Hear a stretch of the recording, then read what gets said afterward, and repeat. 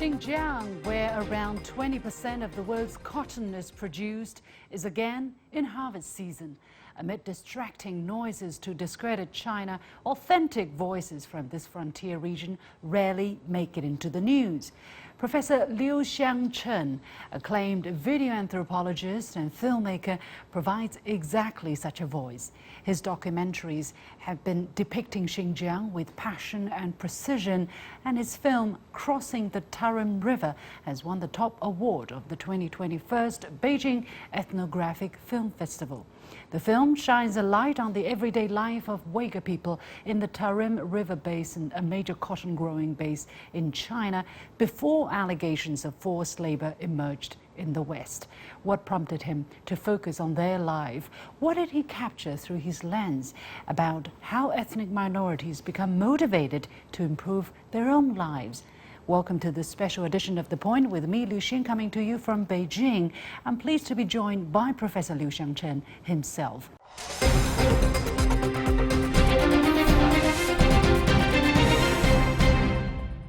Professor Liu, welcome to The Point.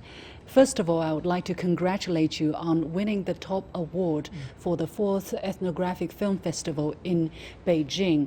Now, you spent 2 years filming Crossing the Tarim River from 2017 to 2018, and you told the story of a family of Uygur who are living on the banks of the Tarim River, and of course the community and the region and the lifestyle as a whole. So why did you choose to focus on the Tarim River Basin, and why do you choose the particular family of Uygur? 我曾经在很多场合说过，塔里木河的描述啊，是一个历史。 I have mentioned on many occasions that there's a historical perspective in describing the Tarim River. We could look at the river multidimensionally, first vertically, then horizontally. Xinjiang accounts for 1/6 of China's landmass. Geographically, it has a very unique place in the world. The highest point there is Kogori Peak, and the lowest is Aiding Lake. So, Xinjiang has the biggest altitude difference in the world, 8,765 meters. 它成为世界海拔垂直直线最长的一个点，所以大概从2012年开始。 In 2012, I started to film the cultures of ethnic minorities which lived throughout the different altitudes of Xinjiang. My focus ranged from the Tajiks who lived in the highest areas to the Kyrgyz on the Pamir Plateau, then to the Mongolians, Kazakh, and Uyghurs. Along this vertical line, the geographical distribution and conditions determine the different cultures and ways of life. According to this concept of a vertical Xinjiang, I finally focused on the Tarim River. Why particularly the Tarim River? 对，现在就讲它的水平分布。 Let's talk about the river in a horizontal sense. As you may know, the Yarkant River, which feeds into the Tarim, originates from the Pamir Plateau. The Tarim then nourishes the 4 prefectures south of the Tian Shan mountain range. In ancient Silk Road times, there were 36 city-states in this western region. How were they established? It is precisely because of the river that these cities could survive. Once the river changed course, the supply of water stopped. These city-states vanished as a result.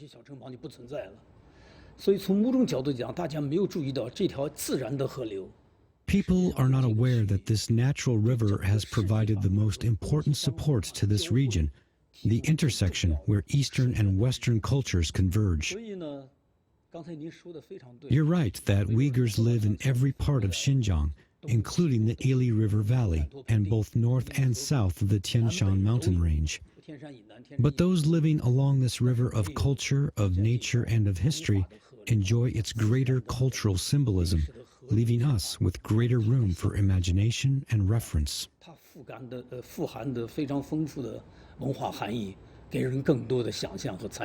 Why particularly this family, this Uyghur family?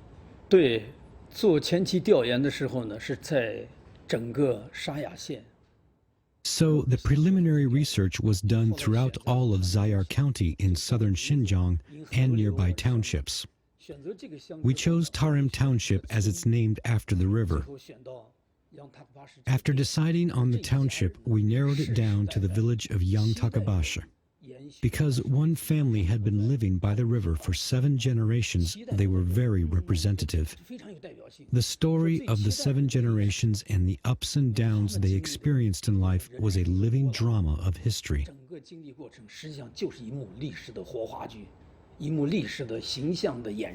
So is that why very early in the film you showed this scene of a member of the family going into birth and the process of a newborn into this family? 这个你应该能看到，就是有一个寓意在里边。 The implied message here is the focus on the cycle of life, from the birth in the beginning to the funeral we also filmed. People are born and die here, their lives closely linked to the river. 纠结。我们来回顾一下这个最开头的这些场景，对对对，我们你看看一下，一下这个对。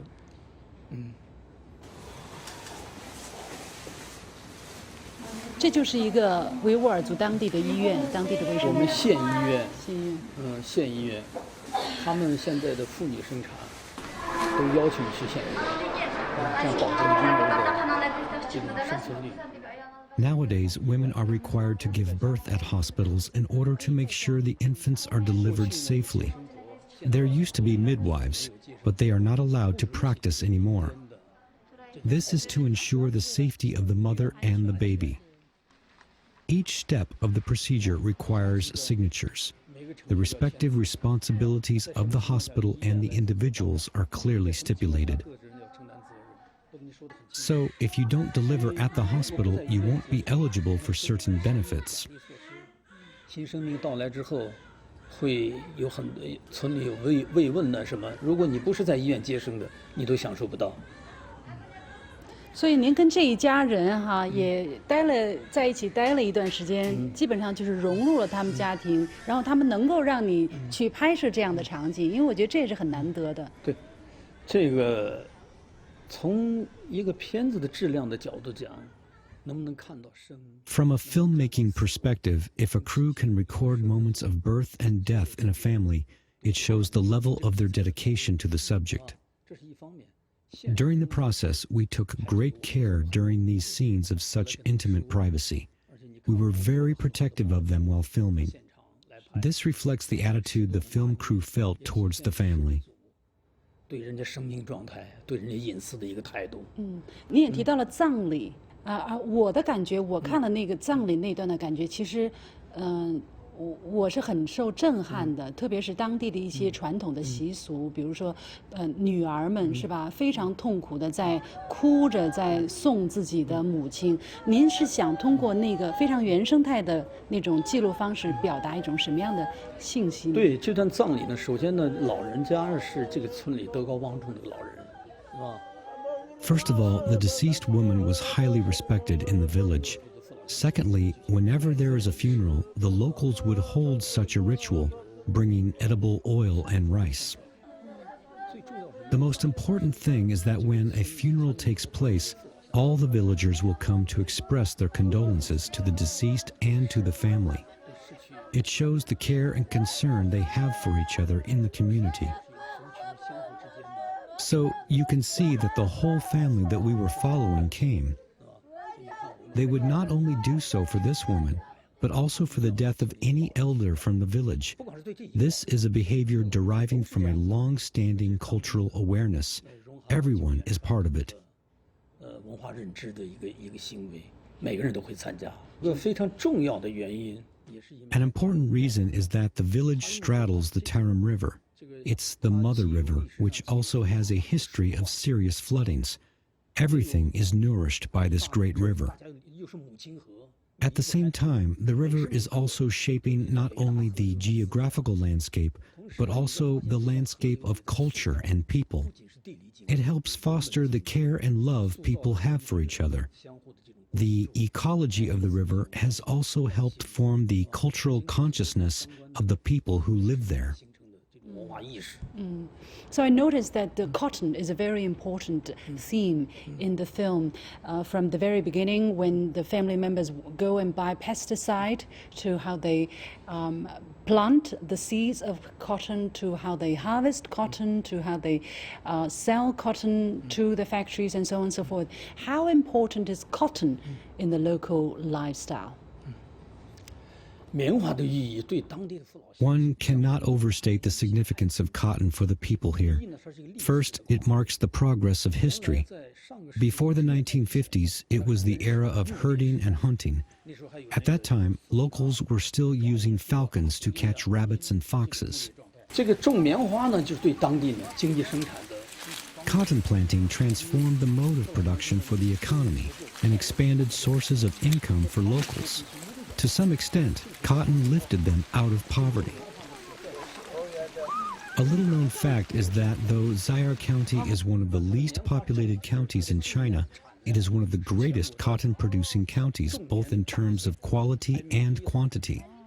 Cotton production has brought historic changes to the local people. 带来了历史性的变迁，起了决定性的作用。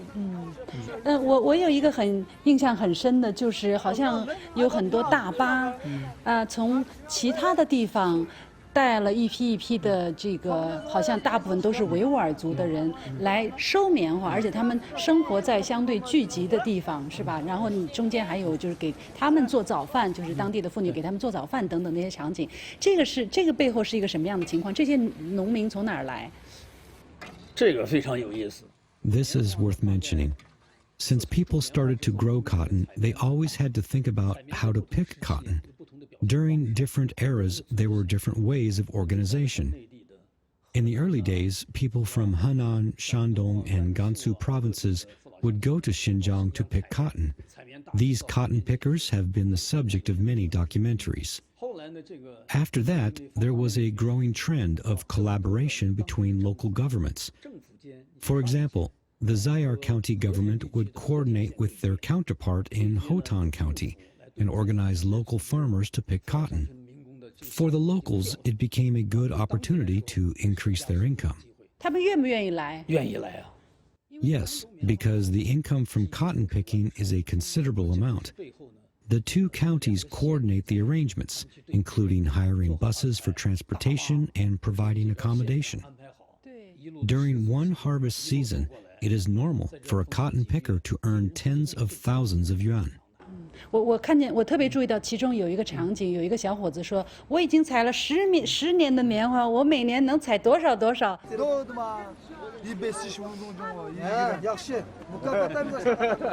非常骄傲的您为什么要把那句话放在里面？对，他这个说明。It shows that the history of picking cotton began long ago. Because cotton is planted on a large scale, it is impossible for a family which owns several or even dozens of acres of cotton fields to harvest by themselves. It naturally created opportunities for employment. Over the last few years in particular, the coordination and distribution of labor forces in Xinjiang has benefited everyone. The cotton growers get their cotton harvested and the pickers earn considerable income within 1 or 2 months, which has had a great impact on alleviating poverty. 我还有一些场景令我印象非常深刻的就是，采棉工不是他们集中在一个地方住宿嘛，然后早上会有他们的妻子或者姐妹来帮他们做早饭、拉面的那个场景。您为什么要花心思要留出时间去展现这样的场景？因为这个民工啊，你看从和田县来的这些父老乡亲们。These workers from Hotan County share a strong bond. They basically come from the same village and prefer to work for one cotton-growing family. It was not only a temporary job opportunity, but also about being part of a community. You could see in the film the wives would prepare breakfast in the morning.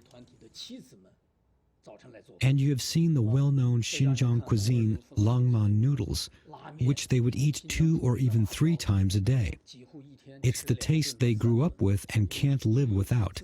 It also gives them energy. 确实能量充足，所以在这组画面里，我表现了不单表现他们摘棉花的状态，也表现。 So, in these scenes, I showed not only how they pick the cotton, but the state of their daily lives. The local families would make some preparations to welcome the workers. Temporary yurts would be set up. A goat would be butchered for their first meal. They would form a kind of partnership for a period of time. Therefore, I wanted to show their lives in different dimensions. So there's also a very important line, which is the purchase of big machines for the Yusupu family. They were calculating the budget, then went and bargained with the seller, and then they signed the contract, and eventually they learned how to use it, and the big machine were put into good use. So who gave them all the money? Were they able to repay the loans? And what kind of difference has these machinery made in their lives? 这个你能够很清晰地看到，从种棉花开始。 You could clearly see during the process the five brothers discussed a lot about buying the excavator. It shows the family's desire to seek greater economic development, and it culminated with the purchase of the machine. I was awed by the story, as I wouldn't dare to loan tens of thousands of US dollars to buy an excavator, but these young men did. 70万去买一台挖掘机，他们哥几个这普通的农村小伙子，这是在签约 ，now they're 这就签合同了 signing 签 the 合同了 contract for purchase. 而且这个画面特别喜欢。 I like this scene very much. You know, the woman was signing the contract on an old family canoe with more than 100 years of history. And notice who in the family signed the contract worth tens of thousands of dollars: the young daughter-in-law. 为什么呢？他来签的，为什么呢？可见你看，在这个区域里面。 You see, in this region, between men and women, we often ask, who keeps the family's bank card? 可能在这个妻子的手在上。妻子手上，所以妇女地位的变迁呢。 Yes, so women's rights have been improved from every aspect. Here, the division of labor between men and women has undergone an historic shift. The Uyghur community is traditionally male-dominated, but in this case, you can see the young daughter-in-law has a say in the family. Why is she in charge? In a nutshell, she's more educated than her husband. He only finished elementary school, while she studied till junior high school. So the contract worth 100,000 US dollars was signed by the daughter-in-law. 最后还了吗？他们能还上吗？大概我当时 I was worried about whether they could pay it back, but they repaid the loans probably a year later. So the benefits were totally beyond my expectations. It was great. 能够还掉还是很好的。我还是注意到您不时的在记录一些就是当地的传统的习俗的场景。我们刚才已经讲到了，比如说这个葬礼是吧，是个很重要的一部分。但是呢，我印象还很深的，像这个诺鲁兹节，对，古尔邦节，他们特别是有一个节日，所有的人都在河畔，然后呢在烤肉，然后要举行一个仪式，还要斗鸡，还要斗羊、斗狗，然后女人、男人都在跳舞。对，这是一个安排的场景吗？还是他们自然的状态？那这个呢，就是他们脑子节的，就是春分这一天，是吧？ They were celebrating the Nowruz festival, the spring equinox. This is a grand ceremony to welcome the spring. It's different from the past when locals observed the occasion individually. The village played a key role in bringing the locals together. Such a ritual to celebrate the arrival of spring has a very long history, and the specific activities are based on local conditions. For example, there was a tradition of herding and hunting, so the locals would raise dogs. One fighting rooster could be worth several thousand US dollars. It's only raised for this, so it's very expensive. It's a unique culture. Only along the Tarim can you experience such a strong riverside flavor. I also noticed the change in the river. On the river, in the beginning, we saw members of this family crossing the river on a boat that's carved out of a boat, and the family member lamenting about how dry the boat is because they haven't used it for a long time. But later on, we see a bridge being erected across the river. What is that story? 你看，在这个片子里呢，不但选择了河流作为一个宏大的背景。The river is the main background of the story. Besides the stories of the five brothers, another important symbol in the film is the canoe. These canoes are made from a whole trunk of a desert poplar. The history of the river is condensed in the canoe. In the past, as the locals herded and hunted, the canoe was the only way they could cross the river. 靠几条独木舟来从河流过往，我看有羊也得也通过这个。当然，现在后来有变成铁皮的，对，但还是这个功能还是这个独木舟的延续。Later, some of the canoes were replaced with metal barges, but the function remained the same. So there's a unique symbolism. From a certain point of view, the canoe symbolizes one era and the bridge another. It was built with investments by the Zayar County government. The construction took about a year, and I recorded the process until the bridge officially opened. You don't have to cross the river by boat anymore. The canoe and the bridge represent two starkly different eras. 桥和船代表鲜明地代表着两个完全不同的时代。实际上就是过去和未来的一种交接，对是吧？一种传统的生活方式，但是相对落后的生活生产方式与现代，但是呢，可能要失去一些你原生的这些特色的生活方式之间的这种交织。您觉得可以这样说吗？准确地说，还不能说。To be exact, we cannot say lost. They are two different ways of life in the entire narrative of the story. After the bridge was erected, the rich traditions stayed on.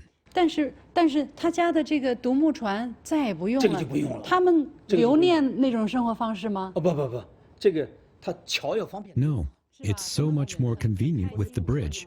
They used to ferry the farming machines with great difficulty, as you can see in the film. The machines are still needed, but transporting them by boat or by bridge makes a huge difference. So how are the local Uyghur people looking forward to the future with modernization, big machines, with high, strong bridges instead of canoes, with machines harvesting cottons instead of hands? How are they looking forward to all of that? 这个说起来是，实际上。In fact, the village folks wouldn't say what their dreams or expectations were. They wouldn't speak in these terms.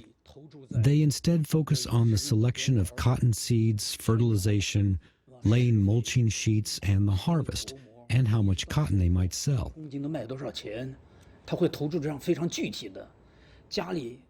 They focus on these specific things, such as how many cars the family needs to buy, where the children should go to school, and what goals they hope to eventually achieve. These specific items constitute their vision for a foreseeable, bright, and concrete future.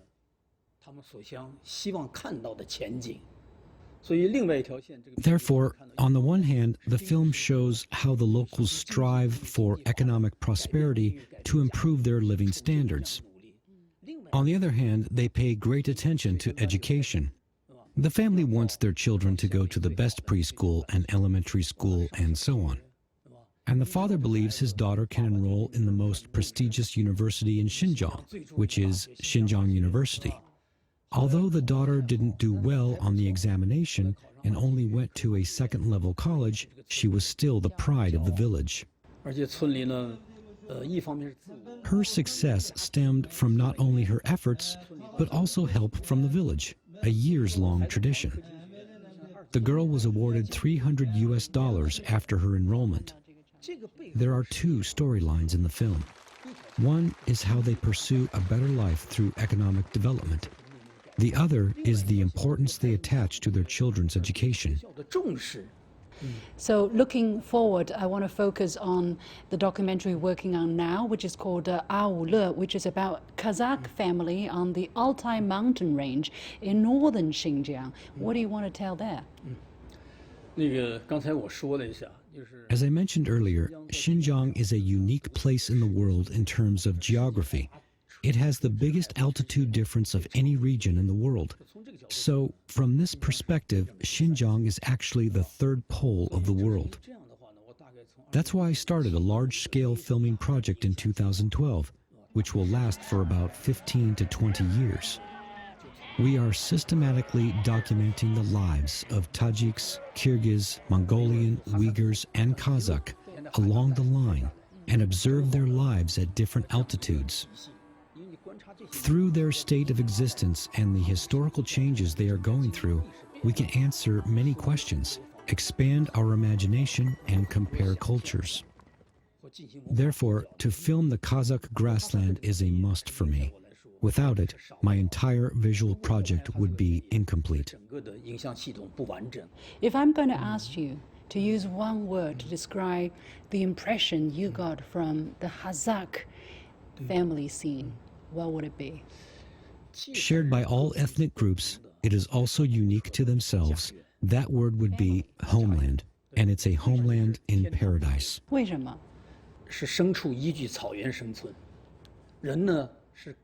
Livestock rely on the grassland to survive, and people move with their livestock. Therefore, there's an old saying, a Kazakh family will relocate 99 times a year. During our filming, we moved with the family more than 10 times. During these migrations, their devotion to their livestock and love for the grassland is ultimately oriented towards their home, their roots. That's why they are willing to spend their entire life to protect and build it, no matter how hard it is. Okay, so you want to record that very precious moment. Where mostly do you get your fund? There are various ways to get funds. There are national projects such as the Ethnic and Folk Literature and Art Development Center of the Ministry of Culture and Tourism, but there weren't too many projects. And some funding came from local governments. For instance, Zayar County provided us great support for this film. Funding also came from some social organizations, enterprises, and institutions, such as the Xinjiang Youth Publishing House, which hopes to explore producing visual products besides publishing books. They have made major investments in my films based on our shared understanding of Xinjiang culture. 最后，您想对全世界讲一个什么样的新疆故事？通过所有这些片子。We are devoting almost our whole lives as the project is taking 20 to 30 years. We're documenting ethnic minority communities living at different altitudes in Xinjiang.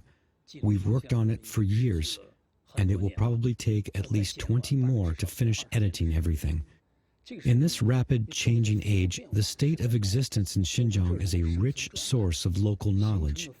It's part of the cultural gene pool and a treasure for all humankind. Chinese anthropologist Mr. Fei Xiaotong once said, "Everybody cherishes his or her own culture. If we respect and treasure each other's culture, the world will be harmonious." Many thanks, Professor Liu Xiangchen, and I hope our viewers around the world will have the opportunity to watch his work sometime soon in the near future.